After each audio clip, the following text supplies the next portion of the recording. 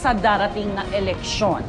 At giit ni Erap kaibigan siya ng mga Muslim, ang pagsusulong niya ng all-out war sa mga rebelde ay para daw sa permanenteng kapayapaan sa Mindanao. Dapat daw supuin lahat ng nagkasik ng gulo sa Mindanao, mapa-Kristiyano man o Muslim.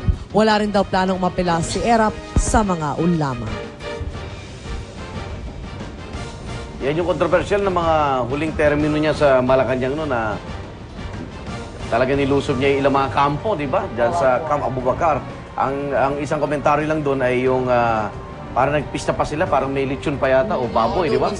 Na parang lalo pang nasaktan niya yung pero mga rebelde yun, di ba? Kaya yun pero meron nga siyang fund for Muslim youth, di ba? Doon nga nagkahulihan eh. Kasi sinusuportahan niya yung mga kabataan Muslim. At doon nga sa huling bahagi sana ng kanyang kampanya, talagang binigay niya yung utos kay Secretary Angelo Reyes na AFP Chief of Staff noon, tsaka kay Defense Secretary Orlando Mercado. Sige, tapusin niyo na yan. Yun ang huling meeting sa Malacanang. At habang nanonood siya ng telebisyon, nakita niya dalawa papuntang EDSA. Sabi niya, replay ba yan? Kasi galing sa kanya eh. Galing sa kanya. Nagpaalam po, humingi pang pondo eh. Inoohan niya eh. Yun, nagpunta ng EDSA. Yun, EDSA 2 na, di ba? O, yun. At bukod kay dating Pangulong Erap, kasama din dun sa listahan si Senator Mar Rojas. And may isa pa from Liberal Party, di ba? Yes, Senator Franklin Drilon, dahil sinasabi naman, bumoto naman against dun sa MOA ng ancestral domain. Talaga, nila yan. So yung tatlong yon. Kaya sinasabi nila, sana mag-open ng dialogue dito sa mga ulamang to para maintindihan nila kung bakit ganun yung mga naging desisyon nila. Tsaka maraming ulama. Anong grupo to? Maraming faction sa Mindanao. Okay, narito na ating top hirit pa rin, mga igan.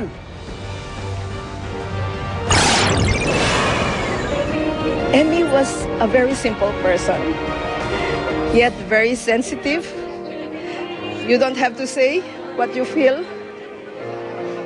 And she never complained. When she said, I was tired, I did not understand it. I should have taken the cue. Kung merong isang corrupt na mamimilit sa kanya, sasabihin niya, hindi.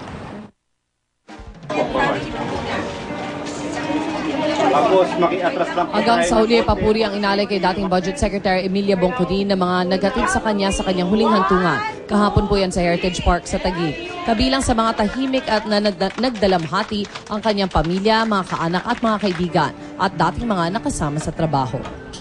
Talaga marami nang hinayang, no? Dahil siya yung, kumbaga, dapat huwaran ng lahat ng mga umupo sa gabinete. So, totoo pala talagang pag mabait ka, no? At least mauna kapag ka. masamang damo ka. Mauna ka. Hindi mabait. Oo, talaga, ha?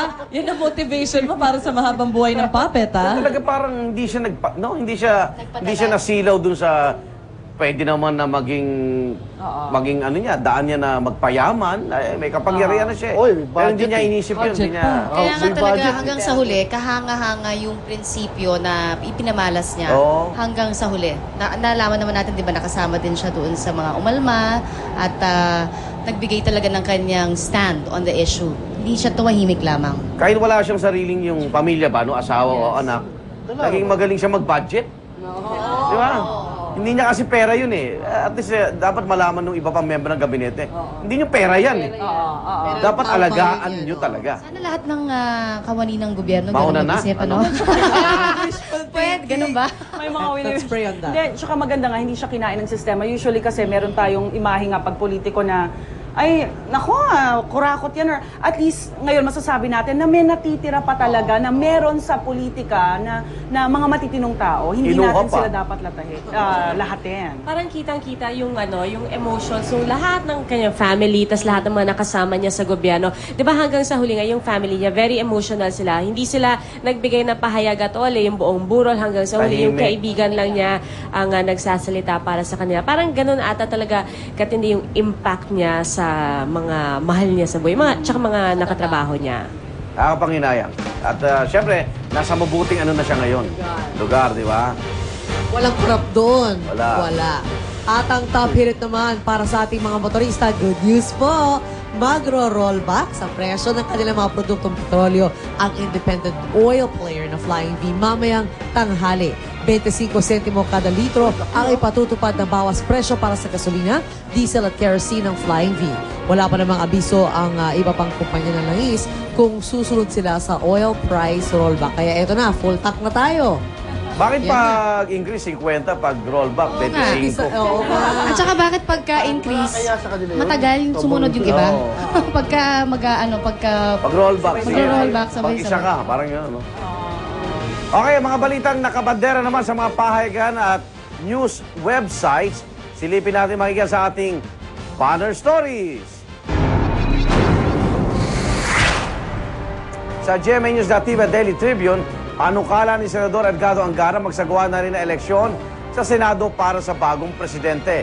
Ito ay para maiwasan umano tinatawag na power vacuum sa gobyerno kapag pumalyang automated election at walang mahalal na bagong pangulo ng bansa. Hanggang Hunyo at 30, ang tatagal lang po ang termino ni Pangulo Arroyo. Hindi naman siya masasalo ni Vice President Noli de Castro dahil June 30 rin matatapos ang kanyang panunungkulan. At ganito rin ang kaso ni Senate President Juan Ponce Enrile, maging si House Speaker Prospero Nograles. Ang kanila pong mga panunungkulan magtatapos kasabay ng pagsara ng 14th Congress. So sino doon sa 12 na natitira ngayon sa Senado ang pwedeng maging bagong Pangulo ng At gusto Senado? nila, mag-vote sila amongst themselves, diba, bago yung results ng election, parang ganyan? Pwede pa sila kasi yung termino naman ng mga senador na 12 doon, June 30 pa Ongoing, matatapos. oo. So pwede silang mag-special election o mag-special session para palitan si Senador Enrile. At pipili lang sila doon sa 12. Diba? Panganukala. Senador Angara, kasama yata siya doon, no? Sa 12. Kasama siya. Oo. At ilan doon sa At mga pwedeng siya dahil tumatakbo, dati na siyang naging Pangulo ng Senate Senado. President. Pero di ba meron din ilan sa mga tumatakbo ngayon for higher positions, hindi naman matatapos ang kanilang termino kung matalo sila sa national elections, di ba? Para So, balik si sila. Senator Balik Legarda, sila. meron pa siyang 3 years. So pwede ba silang isama doon sa election for bagong Senate O President? kung di man siya naging Vice President, maging President siya ng Senado. Ng Senado. Eh, kung may suporta siya. Pwede. Kung may suporta siya. Pero pag nakita natin yung committee report kay Villar, hating-hati eh. 12 di ba? Tingnan natin, maganda pa anong kala din yan para mabawasan na rin yung sentimiento ng marami doon sa naging desisyon ng Supreme Court na bigyan ng pagkakataon si Pangulong mag-appoint ng bagong Chief Justice, di ba? Eh sa akin nga, kay si Pangulo, yung bagong